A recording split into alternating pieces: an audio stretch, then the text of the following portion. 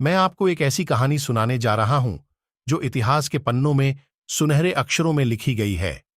यह कहानी है चालाकी, धोखे और अद्वितीय रणनीति की। यह कहानी है ट्रोजन हॉर्स की। कहानी शुरू होती है जब ट्रॉय के राजकुमार पेरिस ने स्पार्टा की रानी हेलेन का अपहरण कर लिया। हेलेन, जो स्पार्टा के राजा मेनेलाउस की पत्नी थी, को पेरिस ट्रॉय ले गया। यह चिंगारी से आग भड़कने, स्पार्क इग्नाइट्स द फायर की तरह था।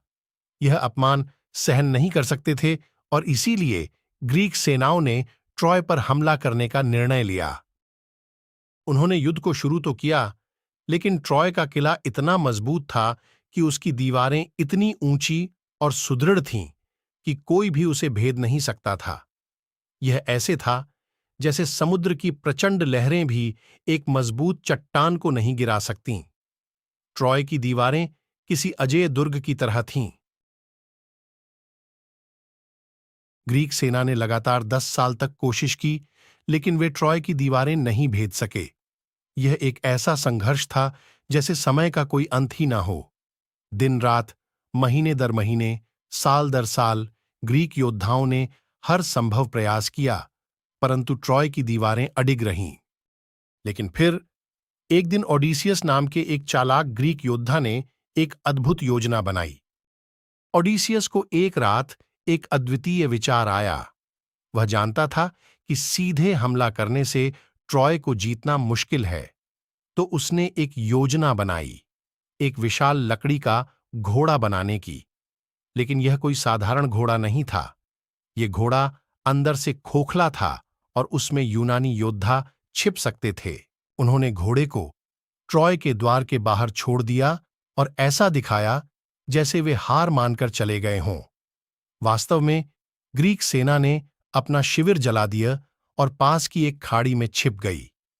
यह धोखा देना और अंधेरे में छिप जाना, deceive and hide in the dark की रणनीति थी। अब कहानी में आता है एक महत्वपूर्ण किरदार, सिनोन। वह एक ग्रीक योद्धा था जिसे जानबूझकर पीछे छोड़ दिया गया था ताकि वह ट्रॉय के लोगों को घोड़े पर विश्वास दिला सके। सिनोन ने ट्रॉय के लोगों से कहा, मैं ग्रीक योद्धाओं द्वारा धोखा दिया गया हूं। उन्होंने मुझे बलि चढ़ाने के लिए चुना था, लेकिन मैं किसी तरह भाग निकला। सिनोन ने आगे बताया, इस घोड़े को इतना बड़ा बनाया गया है ताकि ट्रॉय के लोग इसे अपने शहर में नहीं ला सकें। ग्रीक नहीं चाहते कि ट्रॉय के लोग इसे अंदर ले जाएं, क्योंकि ऐसा करने से ट्रॉय अपराजेय हो जाएगा। सिनोन की कहानी ट्रॉय के लोगों को बहुत ही विश्वसनीय लगी, क्योंकि यह उनके अपने अनुभवों और विश्वासों के अनुरूप थी। फिर क्या हुआ? ट्रॉय का जश्न और विनाश। ट्रोजन ने घोड़े को अपने शहर के अंदर ले जाकर जीत का जश्न मनाया। वे इतनी खुश थे कि देर रात तक उत्सव मनाते रहे, मानो उन्हें कोई छू भी नहीं सकता।